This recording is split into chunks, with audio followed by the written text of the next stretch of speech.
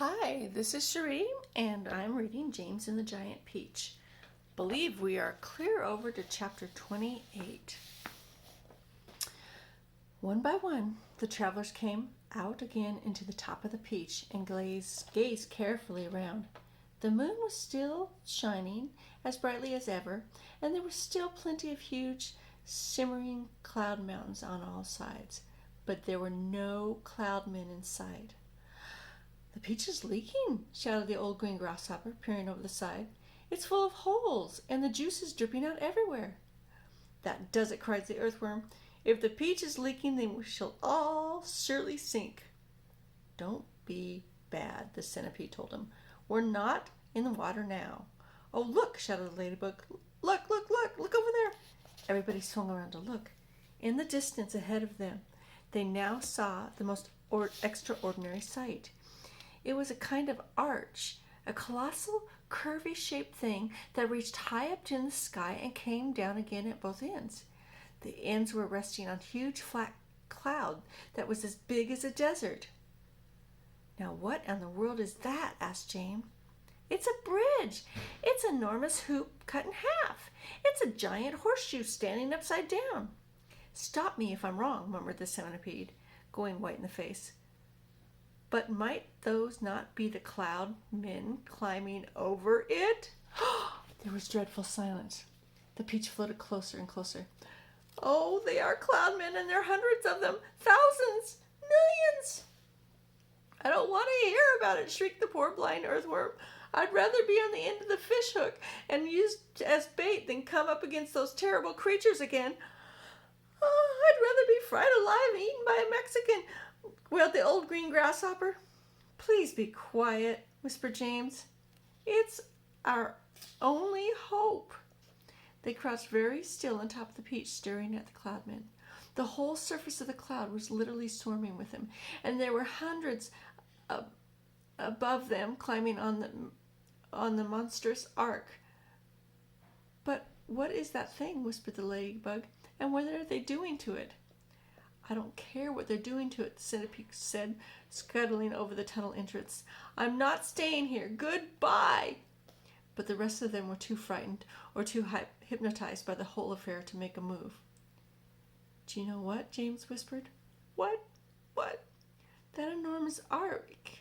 It seems to be painting it. They've got lots of pots and big brushes. Look." And he was quite right. The travelers were close enough now to see that this was exactly what the cloudmen were doing.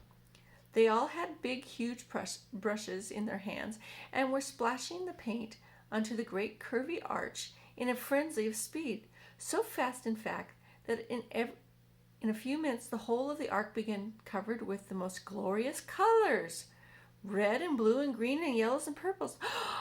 "It's a rainbow," everybody said at once. "They're making a rainbow." "Isn't it beautiful? Look at those colors."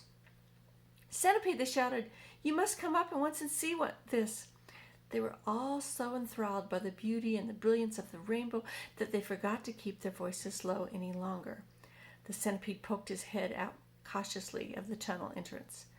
"Well, well, well. I've always wondered how those things were made. But why are all the ropes? What are they doing with the ropes?"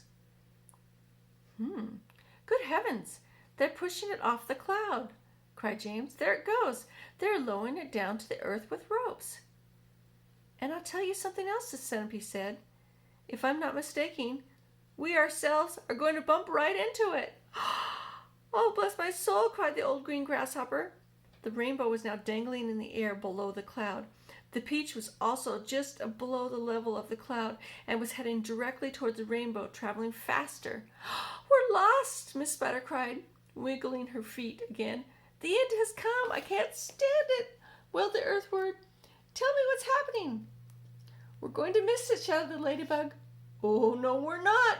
"Yes, we are. Yes, no, my heavens. Hold on, everybody," James called out loud, and suddenly there was a tremendous thud as the peach went crashing to the top part of the rainbow. This was followed by an awful splintering noise as the enormous rainbow snapped right across the middle and became two separate pieces. The next thing that happened was exactly unfortunate. The ropes the Cloudmen had been using for the lowering the rainbow got tangled up with silk strings that went from the Peach to the seagulls. The Peach was trapped. Panicked and panicked, broke out among the travelers, and James Henry Trotter, glancing about quickly, saw the faces of thousands of furious Cloudmen peering down over the edge of the cloud. The faces had almost no shape at all because of the long white hairs that covered them. There was no noses, no mouths, no chins, no ears. Only the eyes were visible on each face. 2 small black eyes glinting through the hairs. Then came the most frightening thing of all. One Cloudman, a huge hairy creature who must have been 14 feet tall at least, suddenly stood up, made a tremendous leap off the side of the crowd, trying to get to one of those silk strings above the Peach. James and his friend saw him flying over through the air above him, his arms stretched out in front of him, reaching for the nearest string, and they saw him grab it and cling to it with his hands and legs. Then very slowly, hand over hand, he began to come down the string. "Mercy, help us!" cried the ladybug. "He's coming toward us!" wailed the old green grasshopper. "Jump overboard! Then eat the earthworm first!" shouted the centipede. "It's no good eating me. I'm full of bones like a kipper." "Centipede," cried James quickly, "bite through that string, the one he's coming down on." The centipede rushed over to the stem of the Peach and took the string through his teeth and bit through it with one snap of his jaws. Immediately, far above him, a single seagull was seen to come away from the rest of the flock and go flying off with a large string trailing from its neck. And clinging desperately to the end of the string, shouting and cursing with fury that a huge hairy Cloudman could do, up and he went, swinging across the moonlit sky, and James Henry Trotter, watching him with the most delight, said, "My goodness, he must weigh almost nothing at all, for one seagull must be able to pull him up like that. He must be all hair and air." The rest of the Cloudmen were so flabbergasted at seeing one of their company carried away in this manner that they let go of the ropes they were holding, and then, of course, went down the rainbow, both halves of it together, tumbling towards the earth below. This freed the Peach, which at once began sailing away from that terrible cloud. But the travelers were not clear yet. The infuriated Cloudmen jumped up and down and ran after them along the cloud, pelting them mercilessly with all sorts of hard and horrible objects: empty paint buckets, paint brushes, step ladders, stools, saucepans, frying pans, rotten eggs, dead rats, bottles of hair oil, and anything those brutes could lay their hands came raining down upon the Peach. One Cloudman, taking very careful aim, tipped a gallon of thick purple paint over the edge of the cloud right onto the centipede himself. The centipede screamed with anger. "My legs!" he cried. "They're all sticking together. I can't walk, and my eyelids won't open. I can't see, and my boots are ruined." But for the moment, everyone was far too busy dodging the things that the Cloudmen were throwing to pay any attention to the centipede. "The paint is drying. It's going too hard. I can't move my legs. I can't move anything." "But you can still move your mouth," the earthworm said, "and that's a great pity." "James," bawled the centipede, "please help me. Wash off this paint. Scrape it off. Anything." Chapter 29. Excuse me. It seemed like a long time before the seagulls were able to pull the Peach away from the horrible rain cloud, but they managed it at last, and then everybody gathered around the wretched centipede to begin arguing about the best way to get the paint off his body. He really did look a sight. He was purple all over. Now that the paint was beginning to dry and harden, he was forced to sit very stiff and upright, and as though he were encased in cement, and all 42 of his legs were sticking out straight in front of him like rods. He tried to say something, but his lips wouldn't move. All that he could do was make a gurgling noise in his throat. The old green grasshopper reached out and touched him carefully in the stomach. "But how could it possibly have dried so quickly?" he asked. "It's rainbow paint," James answered. "Rainbow paint dries very quick and very hard." "I detest paint," Miss Spider announced. "It frightens me. It reminds me of Aunt Spiker. the late Aunt Spiker, because the last time she painted her kitchen ceiling, my poor darling grandmother stepped into it by mistake, and when it was still wet, and there she was stuck. All through the night we could hear her calling to us, saying, "Help, help, help," and it was heartbreaking to listen to her, but what could we do? Not a thing until the next day when the paint had dried, and then of course we all rushed over to her and calmed her down and gave her some food. Believe it or not, she lived 6 months like that, upside down in the ceiling with her legs stuck permanently in the paint. She really did. We fed her every day. We brought her fresh flies straight from the web. But then on the 26th of April last, Miss Sponge, the late Miss Aunt Sponge, happened to glance up at the ceiling and spotted her. "A spider," she cried. "A disgusting spider. Quick, fetch me a mop with a long handle." And then, oh, it was awful. I can't bear to think of it. Miss Spider wiped a tear, looking sadly at Centipede. "You poor thing," she murmured. "I feel so sorry for you." "It'll never come off," the earthworm said brightly. "Our Centipede will never be able to move again.